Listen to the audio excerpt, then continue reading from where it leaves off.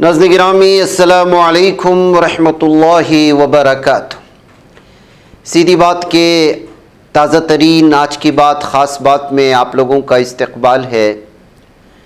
ناظرین گرامی، رمضان کی آمد ہے، شعبان کا مہینہ اپنے اختتام کو پہنچنے والا ہے۔ مختلف مدارس میں منعقد ہونے والے سالانہ انعامی دستار بندی کے جلسے بھی اس وقت جو ہے وہ اپنے اختتام کو پہنچ رہے ہیں۔ ایسے ہی کئی مدارس کے رپورٹس ہمیں آتی ہیں، تفصیلات موصول ہوتی ہیں، ہم خود بھی اس میں شریک ہوتے ہیں بعض پروگراموں میں۔ اس موقع پر میں مدرسہ میمونہ للبنات گولے ہڈلی ہلیال ضلع کاروار کرناٹک میں بروز جمعرات 12 فروری کو جو اجلاس منعقد ہوا اور جو عظیم الشان اجلاس منعقد ہوا اس کی تفصیلات لے کر کے حاضر ہوا۔ ناظرین گرامی، جب اس طرح کے مدارس کے سالانہ پروگرام میں وہاں کے طالبات اور طلباء کی کارکردگی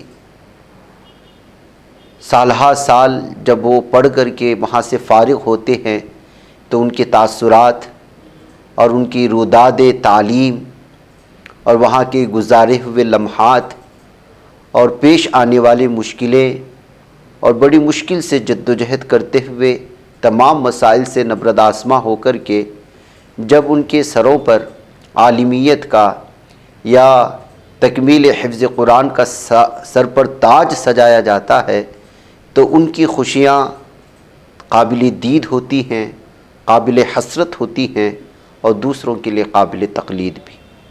ایسا ہی منظر ہمیں یہاں مدرسہ میمونہ للبنات میں دیکھنے کو ملا، جس کی سرپرستی نمونہ اسلاف حضرت مولانا ایوب صاحب ندوی کر رہے تھے، بلکہ اس کی بنیاد مولانا نے ہی رکھی تھی، اس کی سرپرستی ابھی بھی کر رہے ہیں۔ آج سے 30 سال پہلے یہاں جب پہنچے تھے تو یہاں کا منظر کیسا رہا ہوگا، اور آج یہاں کی اساتذہ کی، یہاں کی ذمہ داران کی، بالخصوص مولانا مشتاق صاحب، مفتی مشتاق صاحب کی محنتیں ان طالبات کو دیکھنے کے بعد لگ بھگ 20 کے قریب طالبات حفظ قرآن کی تکمیل کی، 6 طالبات نے جو ہے وہ مومنہ کورس کو مکمل کر کے عالمہ کورس کو مکمل کیا۔ تو اس موقع پر حضرت مولانا نظام الدین صاحب بھی شریک تھے، مفتی نظام الدین صاحب، انہوں نے مہمان خصوصی کے طور پر شریک ہوتے ہوئے مدرسے کی اہمیت پر اور مقامی سطح پر کس طرح مدرسے کو مضبوط کرنے کے لیے مقامی لوگوں کو، اپنے افراد کو، اپنے جگر گوشوں کو دینے کی ضرورت ہے، ان تمام چیزوں پر جہاں روشنی ڈالی۔ اور بھی مختلف علماء کرام نے یہاں پر شرکت کی تھی، اپنے خیالات کا انہوں نے اظہار کیا، اور یہاں کے چھوٹی سی بستی میں جس طرح سے دور دراز علاقے سے بچیاں آ کر کے پڑھ رہی ہیں، اسی طرح مقامی سطح کے افراد کو بھی اپنی بچیاں یہاں داخل کرا کر کے ان کو بھی دین سے قریب کرتے ہوئے ایسے ماحول میں، جس ماحول میں جو ہے اس وقت دنیا کا منظر بدل چکا ہے، مسلمانوں کے ایمان پر قدغن لگانے کی کوششیں ہو رہی ہے، مسلم لڑکیوں کے سروں سے دوپٹہ اور حیا چھیننے کی کوششیں ہو رہی ہیں، تو ایسے میں اس طرح کے مدرسے جو ہے وہ اللہ تعالیٰ کی جانب سے سب سے بڑی نعمتیں ہیں۔ اس کا جو ہے بھرپور خیال رکھنا، حتی المقدور اس کی پوری طرح سے سپورٹ کرنا ہر شخص کی ذمہ داری ہوتی ہے۔ بہرکیف یہاں پر جو مناظر ہمیں دیکھنے کو ملے اس کی کچھ تفصیلات یہاں آپ کے سامنے حاضر خدمت ہے، آپ اس کو دیکھیں۔ مجھے اجازت دیں۔ قال اللہ تعالی انما یخشی اللہ من عبادہ العلماء۔ السلام علیکم ورحمۃ اللہ وبرکاتہ۔ علم دین انبیاء کی وراثت ہے۔ علم دین سے کسی کی نسبت اور رشتے کا جڑنا یہ اس کے لیے ہے دنیا اور آخرت میں سعادت کا سبب ہے، اور نسبت اور فضل اسی کو حاصل ہوتا ہے جسے اللہ چاہتے ہیں۔ دوسروں کی طرح اللہ تعالیٰ نے رسماً ہی صحیح مجھ جیسی ناچیز پر فضل فرمایا کہ علم دین کی نسبت عطا فرمائی کہ اس کے ایک مرحلے کی تکمیل پر آج مجھ سے درخواست کی گئی ہے کہ میں اپنے سفر کی رودار آپ سب کے سامنے رکھوں تاکہ اس کے ذریعے میں اپنے ان محسنین کا شکریہ ادا کروں جو میرے اس سفر میں میرے معاون اور رفیق بنے۔ میرا نام رقیہ ہے۔ اور میں رامدرگ تعلقہ کے ایک دیہات بوجبال کی رہنے والی ہوں۔ میرا گھرانہ دین سے بالکل خالی گھرانہ ہے۔ دین اور اسلام اور یہاں تک کہ اردو زبان سے بھی اکثر خالی صرف دنیا اور بدعات اور خرافات کو ہی دین سمجھنے والا گھرانہ ہے۔ جب میں 6 سال کی ہوئی تو دستور کے مطابق میرے والدین نے میرا داخلہ میرے گاؤں کے سرکاری اسکول میں کروایا، اور اسی دوران میرے والد گھر کی پریشانی کی وجہ سے ہمارے اصلی گاؤں کو چھوڑ کر دھارواڑ کے ایک دیہات میں آ کر روزگار کے لیے کھیتی باڑی کرنے لگے، اور میرے گاؤں میں دنیاوی تعلیم حاصل کر رہی تھی۔ تو پھر میرے امی نے ارادہ کیا کہ میں دینی تعلیم حاصل کروں، تو گھر میں مشورے کے بعد میری بہن اور میرے چچا کی بیٹی کا داخلہ دانڈیلی کے توحید مدرسے میں کرایا گیا، اور وہاں ہم روزانہ روتے اور گھر کو یاد کرتے، اور اس مدرسے میں رہنے کے لیے بالکل تیار نہ تھے۔ ہمارا زیادہ رونا دیکھ کر ہمارے چچا آ کر ہمیں اس مدرسے سے واپس گھر لے گئے۔ تو اسی وقت میرے نانی نے میرے ابا کو اس مدرسے کے بارے میں بتایا، تو میرے والد نے ہمیں اس مدرسے میں داخل کرنا چاہا۔ میرے چھوٹے چچا اور میرے والدین اس مدرسے کو دیکھنے آئے، تو ان کو یہ مدرسہ اور یہاں کا نظام بہت اچھا لگا، تو میرا داخلہ اس مدرسے میں کیا گیا۔ اور میرا داخلہ کرنے کے لیے میرے والدین، میرے خالو اور میرے ماموں اور نانا میرے ساتھ آئے، اور میرے ساتھ میری بہن اور میرے چچا کی بیٹی کا بھی داخلہ کیا گیا۔ اور جب ہم یہاں آئے تھے تو میرا داخلہ درجہ اول میں کیا گیا، اور 3 مہینے کے بعد چھٹیوں سے واپس آنے کے بعد مجھے درجہ سوم میں بٹھایا گیا۔ آخر میں اس مدرسے کی تمام معلمات اور اراکین سے درخواست کرتی ہوں کہ اس مدرسے میں رہتے ہوئے مجھ سے جو بھی غلطی ہوئی ہو مجھے اپنی بیٹی سمجھ کر معاف فرمائیں۔ الحمدللہ وحدہ والصلاة والسلام علی من لا نبی بعد۔ فاعوذ باللہ من الشیطان الرجیم، بسم اللہ الرحمن الرحیم۔ ولا تقل لهما اف ولا تنهرهما صدق اللہ العظیم۔ صدر محترم، معزز حاضرین، ماں باپ اپنے اولاد کے لیے دنیا کی عظیم ترین دولت ہے۔ جس طرح آنکھوں کی قیمت اندھے کو معلوم ہے، ہاتھ کی قدر للے کو پتہ ہے، پاؤں کی اہمیت لنگڑا جانتا ہے، اسی طرح والدین کی قدر و قیمت انہی کو معلوم ہے جن کے والدین دنیا سے اس وقت چلے گئے جبکہ انہیں سہارے کی سخت ضرورت تھی۔ آئیے آج ہم اس نعمت عظمیٰ اور دولت گراں مائع کے بارے میں کچھ معلومات حاصل کریں تاکہ ہم بھی والدین کی قدر و قیمت سمجھ کر ان کی خدمت کر سکیں۔ حضرات، اگرچہ ہمارا حقیقی خالق و مالک اور پیدا کرنے والا اللہ تعالیٰ ہے، مگر سب جانتے ہیں کہ دنیا میں آنے کا ذریعہ ہمارے والدین ہیں۔ یہی وجہ ہے کہ قرآن کریم میں اللہ تعالیٰ نے جہاں اپنے حقوق بیان فرمائے ہیں اور اپنی عبادت کا حکم دیا ہے، وہی والدین کے ساتھ حسن سلوک، بہترین برتاؤ اور محبت و شفقت کا معاملہ کرنے کا حکم دیا ہے۔ ارشاد ربانی ترجمہ: اور تم اپنے ماں باپ کو نہ جھڑکو، ان سے اف تک نہ کہو، ان کے لیے تم محبت و فرما بردار کا بازو جھکائے رکھو، ان کے ساتھ نرم نرم گفتگو کرو۔ ایک حدیث میں نبی کریم صلی اللہ علیہ وسلم نے فرمایا، وہ آدمی ذلیل و خوار ہو، پھر ذلیل و خوار ہو، پھر ذلیل و خوار ہو، یعنی ہلاک و برباد ہو۔ آپ سے پوچھا گیا، کون ہے یا رسول اللہ؟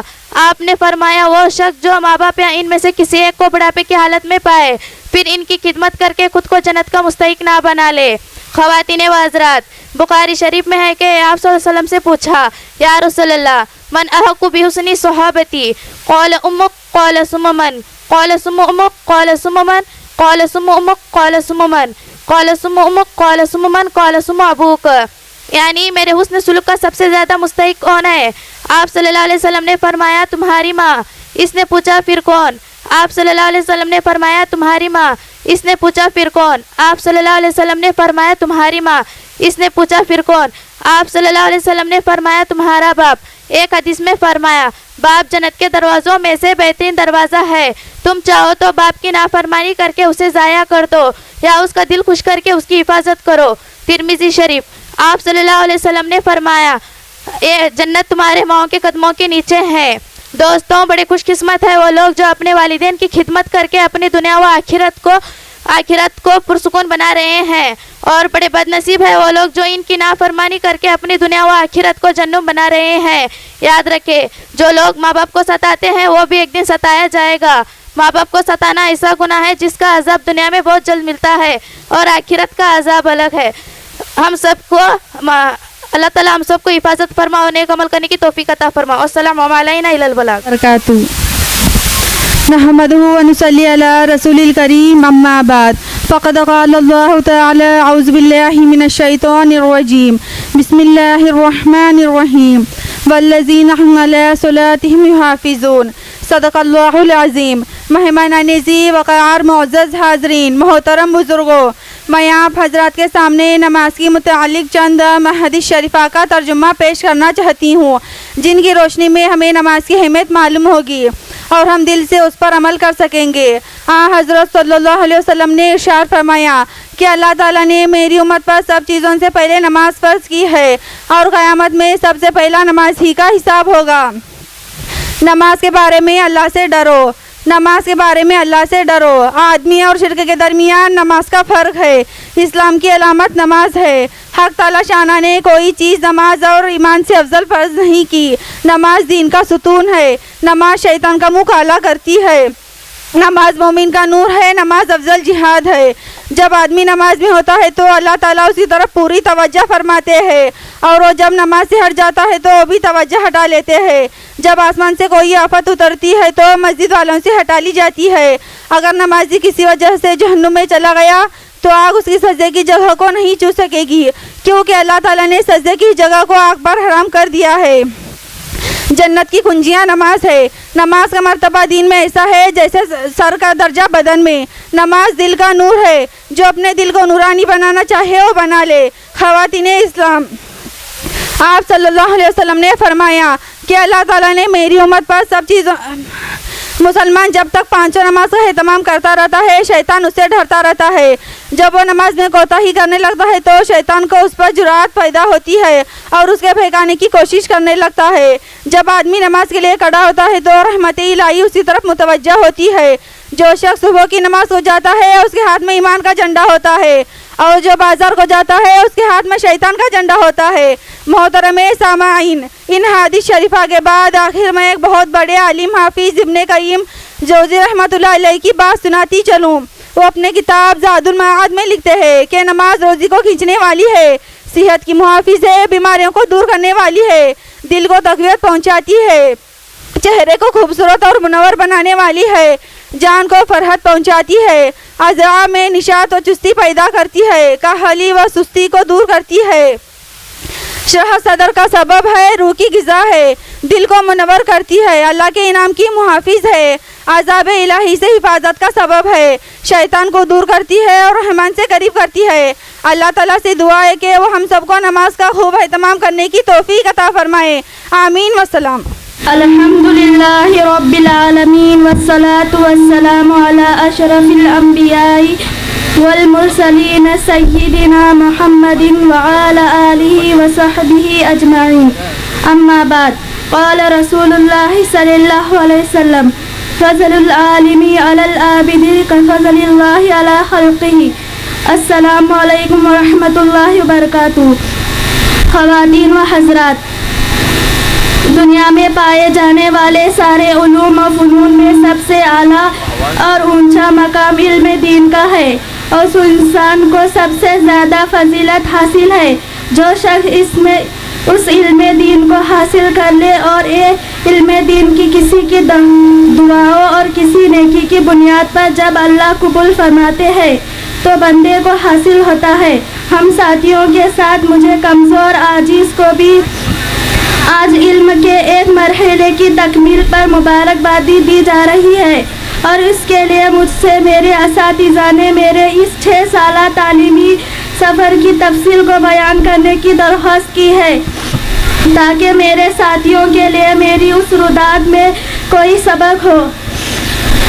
میرا نام رومانہ ہے اور میرا گاؤں بالگند ہے. جب میں 3 برس کی تھی تو میرے والدہ کا انتقال ہو گیا اور اس کے بعد میرے والدہ نے دوسری شادی کی. دوسری شادی کے بعد کچھ ہی دن وہ ہمارے ساتھ رہے، پھر وہ ہم 2 بھائی اور 2 بہن کو چھوڑ کر الگ زندگی گزارنے لگے. وہ پلٹ کر ہماری طرف نہیں دیکھا. तो हमारे चाचा और फूफी ने हमारी परवरिश की। सबसे पहले हमारे बड़े भाई को बीडी के मदरसे में दाखिल किया गया, लेकिन जब वाली साहब हमको छोड़कर चले गए तो वह मदरसा छोड़कर फूफी की मदद के लिए आ गया और मेरी फूफी ने चाहा कि हमें दुनियावी तालीम हासिल करे, तो हमारा दाखिला स्कूल में करवाया और मैंने वहाँ 5 साल तक तालीम हासिल किया और 5वीं क्लास मुकम्मल होने के बाद हमारी फूफी ने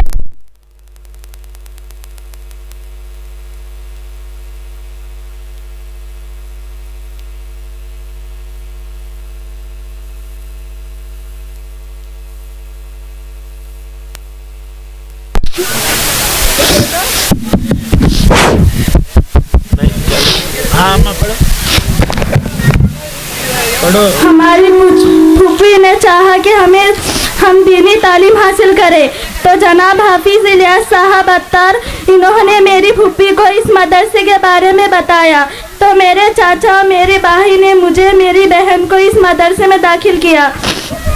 अल्लाह पाक इनको इसका बेहतरीन बदला नसीब फरमाए। कुछ साल बाद हमारे चाचा का इंतकाल हो गया, जो हमारे लिए वालिद के छोड़ जाने के बाद वालिदा की किरदार अदा कर रहे थे। मैं दुआ करती हूँ कि अल्लाह पाक मेरे चाचा की बाल बाल मग़फ़िरत फरमाए और इनके दर्जात को बुलंद फरमाए और जन्नतुल फिरदौस में आला मकाम नसीब फरमाए।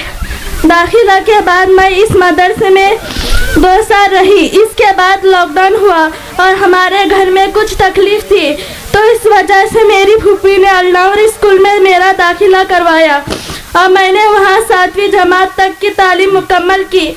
7वीं मुकम्मल होने के बाद मेरी फूफी ने मुनासिब समझा कि दोबारा हमारा दाखिला मदरसे में करें और स्कूल की तालीम मौकूफ़ कर दे, तो मैं किसी तौर राज़ी नहीं हो रही थी, लेकिन फूफी ने प्यार मोहब्बत के साथ समझाकर मदरसे में मेरा दाखिला कराया।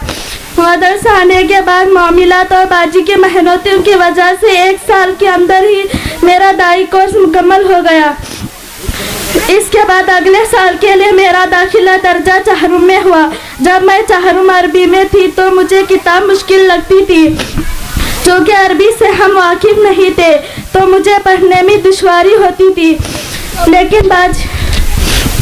लेकिन बाजी ने मुझे बड़ी प्यार और मोहब्बत से समझाया और पढ़ने की तरफ शौक दिलाया। बाजी हम पर बड़े मेहरबान थी। जब भी हमसे कोई गलती होती तो हमें समझाती, हमारी इस्लाह फरमाती और बार बार गलती करने पर इस्लाह के लिए कभी सज़ा भी देती और कुछ गलतियों पर पर्दापोशी फरमाती। चूँकि बाजी को मालूम था कि हमारे वालिदैन नहीं है, फूफी हमारी जिम्मेदारी संभाल रही है, तो हमारे हर तरह की ज़रूरतों को बाजी किसी को पता चले बगैर एक माँ की तरह पूरी करती, उन ज़रूरतों को मालूम करती। मदरसे में आने के बाद मैं इस मदरसे में तकरीबन 5 साल रही। मुझे कभी ऐसा महसूस नहीं हुआ कि हमारे वालिदैन नहीं है, इसलिए कि मदरसे में हमारी सारी ज़रूरतें पूरी की गई, चाहे कपड़े हो या इलाज मुआलिजा हो या कुछ और। मैं इस पर बाजी का मैं तहे दिल से शुक्रिया अदा करती हूँ। बाजी मदरसे में मेरा ही नहीं बल्कि मदरसे की तमाम तालिबात का ख्याल एक माँ की तरह रखते हैं। अगर हम बीमार हो तो डॉक्टर को यहाँ बुलाया जाता है या हमें डॉक्टर के पास ले जाती है। अगर लेडी डॉक्टर के पास जाने की ज़रूरत हो तो इसके पास ले जाते हैं। अल्हम्दुलिल्लाह यहाँ का निज़ाम तालीम और तरबियत बहुत ही बेहतरीन है कि एक मरतबा जब मैं छुट्टियों में गाँव गई तो मेरी पढ़ाई और तरबियत को देखकर मेरे चाचा ने इरादा कर लिया कि वह अपनी बेटी को इस मदरसे में दाखिल करे ताकि इनकी बेटी भी दीनी तालीम हासिल करे। तो मेरे चाचा ने अपनी बेटी को इस मदरसे में दाखिल किया। अल्हम्दुलिल्लाह वह इस मदरसे में भी पढ़ रही है। अजीज सामाईन, दीनी एतबार से तो तालीम हम यहाँ हासिल कर रहे थे और साथ ही साथ थोड़ी बहुत दुनियावी तालीम भी हमें मदरसा हज़ा में मिल रही थी, लेकिन मेरे दिल में फ़िक्र थी कि किसी तरह 10वीं का इम्तिहान भी हो जाए। अल्लाह का लाख शुक्र है कि हमारे इस मदरसे में 10वीं की पढ़ाई और इसके इम्तिहानात का सिलसिला भी बिदर के शाहीन वालों के ज़रिए से शुरू हो चुका है। इंशाल्लाह मेरा इस साल एसएससी का इम्तिहान भी है। इसकी पढ़ाई भी टीचर्स के जरिए मुझे मदरसे में कराई गई है और मैं इस पर सरपुस्त मदरसा कमेटी और शाहीन वालों का तहे दिल से शुक्रिया अदा करती हूँ। अल्लाह पाक मौलाना और बाजी को बेहतरीन बदला अता फरमाए कि इन्होंने हमेशा हमारी तरबियत पर जोर दिया और हमेशा हमारी तालीम को मुकद्दम रखा। एक मर्तबा मेरी फूफी को कंकर हुआ तो इन्होंने मुझे नहीं बताया, इसलिए कि वह चाहते थे कि मैं पढ़ाई में मशगूल रहूं। अल्हम्दुलिल्लाह इसका नतीजा है कि आज तकरीबन 4 साल के बाद मैं आप हजरात के सामने इस मकाम पर खड़ी हूँ। ये मेरी फूफी और मेरे असातिज़ा के मेहनत और दुआओं का नतीजा है। अल्लाह पाक इन्हें बेहतरीन बदला अता फरमाए। आखिर में सबसे पहले मैं अल्लाह पाक का शुक्र अदा करती हूँ कि इसने बेदीनी के माहौल से निकाल कर भी दीनी माहौल अता फरमाया। इसके बाद मैं अपनी फूफी का शुक्र अदा करती हूँ कि इन्होंने कभी हमें वालिदैन की कमी महसूस होने नहीं दी और बेहतरीन अंदाज और बेहतरीन तरीके पर हमारी तरबियत फरमाई। मैं अपने भाई की मशकूर हूँ कि इन्होंने मेरे हर दुख दर्द में मेरा साथ दिया। इसी तरह मैं अपने चाचा के हक में दुआ गो हूँ कि अल्लाह उनकी मग़फ़िरत फरमाए, इनके दर्जात को बुलंद फरमाए। इसी तरह मैं मदरसे के ज़िम्मेदारों की भी मशकूर हूँ कि इन्होंने हमारी दीनी तालीम के साथ दुनियावी तालीम का भी इंतज़ाम किया। अल्लाह पाक इन्हें बेहतरीन बदला अता फरमाए। साथ ही साथ मैं हमारे मदरसे के सरपरस्त हज़रत मौलाना अयूब साहब नदवी की भी खुसूसी शुक्रगुजार हूँ कि वो भी वक्तन फ़वक्तन हमारे दरमियान तशरीफ़ लाकर हमारी रहबरी और रहनुमाई फरमाते हैं। अल्लाह पाक आपका साए तादी उम्मत पर कायम रखे और साथ ही साथ इस मदरसे के तमाम मुहस्सिनीन और ज़िम्मेदारों और ताउन करने वालों का, इस गांव वालों का, खुसूसन हाफिज़ रफ़ीक साहब, मौलाना मुजीब साहब और हाफिज़ खुर्शीद साहब और तमाम लोगों को शुक्रिया अदा करते हुए सबसे दरख्वास्त करती हूँ जाने अनजाने में मुझसे अगर कोई गलती हुई हो तो मुझे माफ़ फरमाए। अल्लाह पाक हमारे इस मदरसे को दीन दुगनी तरक्की नसीब फरमाए। मैंने समत नजा मुअज़्ज़िज़ हाज़रीन उलमाए कराम और मेरे बुज़ुर्गों, मेरे तकरीर का उन्वान है ज़बान। ये देखने में बहुत छोटी सी चीज़ है लेकिन इसका असर बहुत देर और बहुत दूर तक होता है। इसकी ज़रा सी हरकत में कुछ का कुछ हो जाता है। किसी को गाली दे दो या गुस्से की कोई बात कह दो, वो मरने और मारने को तैयार हो जाता है। कभी ऐसा होता है कि ज़बान से कोई जुमला निकला और पूरी कौम तबाह हो जाती है, खूब खून खराबा हो जाता है। बरसों की मोहब्बत ज़बान की एक बोल से ख़त्म हो जाती है। गर्ज ज़बान एक ऐसी चीज़ है जिसका सही इस्तेमाल बहुत फ़ायदेमंद है तो वहीं इसका गलत इस्तेमाल बहुत बड़े नुकसान का सबब है। हकीम लुकमान से इसके मालिक ने कहा कि बकरी के जिस्म में जो सबसे अच्छी चीज़ है वो लाओ, तो हकीम लुकमान ज़बान काट कर लाए।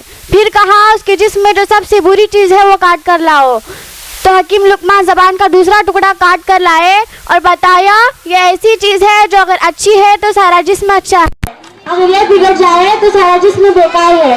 इसीलिए रसूलुल्लाह सल्लल्लाहु अलैहि वसल्लम ने फरमाया सुबह सवेरे बदन का हर हिस्सा ज़बान से कहता है खुदा के लिए तू ठीक ठीक चलना, तेरे ठीक चलने से हम सब की खैर है, अगर तू बिगड़ती है तो हम सब पर मुसीबत आती है। हजरात, ज़बान इंसान की शख्सियत का आईनादार है। जब आदमी अपनी ज़बान से कोई बात बोलता है तो इससे पता चलता है ये शरीफ है या इसका रज़ील, अच्छा है या बुरा। इसीलिए आन हज़रत सल्लल्लाहु अलैहि वसल्लम ने ज़बान की हिफाजत की बहुत ताकीद फरमाई है। आप सल्लल्लाहु अलैहि वसल्लम ने फरमाया ज़बान को रोकना बहुत बड़ी इबादत है। आपने फरमाया जो अल्लाह ताला और आखिरत के दिन पर ईमान रखता हो उसे चाहिए कि अच्छी बात कहे या खामोश रहे। आपने फरमाया मन समत नजा, जो चुप रहा उसने नजात पाई। एक दफ़ा आपने एक सहाबी हज़रत माज़ रज़ियल्लाहु तआला अन्हु से फरमाया माज़ इससे डरते रहना, तो हज़रत माज़ रज़ियल्लाहु तआला अन्हु ने फरमाया या रसूलल्लाह ज़बान से क्या डरना, तो रसूलुल्लाह सल्लल्लाहु अलैहि वसल्लम ने फरमाया माज़ तुम जानते नहीं इसी की करतूतों की वजह से इंसान दोज़ख में पहुंच जाता है। मक़ूला मशहूर है एक चुप हज़ार सुख, लिहाजा जब कोई बात करनी हो तो पहले सोच लेनी चाहिए फिर बोलनी चाहिए। تاکہ ہماری باتوں سے کسی کا نقصان نہ ہو اور کسی کا دل نہ ٹوٹے، کیونکہ تیر اور تلوار کا زخم لگ جائے تو اس کا بھرنا ممکن ہے، لیکن زبان کی تیر سے لگنے والا زخم کبھی نہیں بھرتا۔ اللہ تعالی ہم سب کی زبانوں کی حفاظت فرمائے، آمین۔ وما علینا الا البلاغ۔ الحمد للہ وکفا وسلام علی عبادہ الذین اصطفی، اما بعد فقد قال اللہ تعالی والذین هم للزکاة فاعلون، صدق اللہ العظیم۔ حضرات گرامی، معزز سامعین، اسٹیج پر رونق افروز علماء کرام، آج کی اس مبارک محفل میں زکوٰۃ کے موضوع پر تھوڑی دیر لب کشائی کرنا چاہتی ہوں۔ دعا کرے کہ اللہ تعالیٰ مجھے صحیح بات کہنے کی توفیق عطا فرمائے، آمین۔ حضرات، زکوٰۃ اسلام کا تیسرا اہم ترین رکن ہے جو ہر اس مسلمان پر فرض ہے جو صاحب نصاب ہو، یعنی جس کی ملکیت میں 52.5 تولہ چاندی یا 7.5 تولہ سونا یا ان دونوں میں سے کسی ایک کی قیمت کے برابر مال، تجارت یا روپے پیسے ہو، جس پر 1 سال گزر چکا ہو اور وہ اس کی ضرورت اور قرض وغیرہ سے زیادہ ہو۔ زکوٰۃ اسی طرح فرض ہے جس طرح نماز فرض ہے، جیسے دیگر ارکان اسلام کا منکر کافر ہے، اسی طرح زکوٰۃ کا انکار کرنے والا بھی کافر ہے، اور جو شخص فرض جانتے ہوئے مال ہونے کے باوجود زکوٰۃ نہیں دیتا یا سستی کرتا ہے، ایسا شخص فاسق و فاجر اور خدا کا بڑا نافرمان ہے۔ حضرات، قرآن کریم میں متعدد مقامات پر زکوٰۃ کی فرضیت بیان کی گئی ہے اور اکثر جگہوں پر نماز کے ساتھ اس کا تذکرہ کیا گیا ہے۔ ارشاد باری ہے وَأَقِیمُوا الصَّلَاةَ وَآتُوا الزَّکَاةَ، نماز قائم کرو اور زکوٰۃ دو۔ نیز آپ صلی اللہ علیہ وسلم نے فرمایا مجھے اس بات کا حکم دیا گیا ہے کہ میں لوگوں سے لڑائی کروں یہاں تک کہ وہ گواہی دے کہ اللہ کے سوا کوئی معبود نہیں اور محمد صلی اللہ علیہ وسلم اللہ کے رسول ہیں۔ نماز قائم کریں اور زکوٰۃ ادا کریں۔ جب وہ یہ کام کریں گے تو وہ مجھ سے اپنے خون اور اموال محفوظ کر لیں گے سوائے اسلام کے حق کے، اور ان کا حساب اللہ پر ہوگا۔ حضرات، زکوٰۃ کیا ہے؟ زکوٰۃ ہمارے مال کی صفائی کا ذریعہ ہے، دلوں سے گندگی ختم کرنے کا تریاق ہے۔ زکوٰۃ دینے سے تجارت میں برکت ہوتی ہے، مال کی محبت کم ہوتی ہے، انسانی مزاج سے بخیلی و کنجوسی دور ہوتی ہے، غریبوں کے ساتھ ہمدردی کا موقع ملتا ہے، کمزوروں اور ضرورت مندوں کی مدد ہوتی ہے۔ دولت صرف ایک طبقے کے پاس نہیں رہتا بلکہ اس کا فائدہ دوسروں کو بھی ہوتا ہے۔ حقیقت یہ ہے کہ زکوٰۃ اسلام کا ایک ایسا شاندار اور بہترین نظام ہے کہ اگر مسلمان اسے صحیح طریقے سے ادا کرنے لگے تو معاشرے میں کوئی غریب باقی نہیں رہے گا اور پورا سماج بھیک مانگنے کی بیماری سے پاک ہو جائے گا۔ محترم سامعین، اللہ تعالیٰ نے جس طرح زکوٰۃ دینے والے کی تعریف فرمائی ہے، اسی طرح زکوٰۃ نہ دینے والوں پر سخت وعید نازل فرمائی ہے۔ قرآن کے سورہ توبہ آیت نمبر 34-35 میں ہے وہ لوگ جو سونا چاندی جمع کرتے ہیں اور اللہ کے راستے میں خرچ نہیں کرتے، ان کو دردناک عذاب کی وعید سنا دیجئے۔ جس دن اسے جہنم کی آگ میں تپایا جائے گا، پھر اس کے ذریعے اس کی پیشانی کو، پہلو کو اور اس کے پیٹھ کو داغا جائے گا اور کہا جائے گا یہ وہی مال ہے جس کو تم اپنے لیے جمع کرتے تھے، بس جمع کرنے کا مزہ چکھو۔ نیز حضور صلی اللہ علیہ وسلم نے فرمایا کہ قیامت کے دن مال کو ایک گنجا اور خطرناک زہریلے سانپ کی شکل میں بدلا جائے گا جو زکوٰۃ ادا نہ کرنے والے کے جسم سے لپٹ جائے گا اور اس کے پیشانی پر ڈستے ہوئے کہے گا میں تیرا خزانہ ہوں، میں تیرا مال ہوں۔ اسی لیے بھائیوں، جب اللہ نے دیا ہے تو خوشی سے اللہ کے راستے میں خرچ کیجیے اور یہ سوچئے کہ جب اللہ دینے والا ہے تو ڈر کس بات کا۔ اللہ تعالی ہمیں زکوٰۃ کی حقیقت کو سمجھنے کی توفیق عطا فرمائے، آمین۔ وما علینا الا البلاغ۔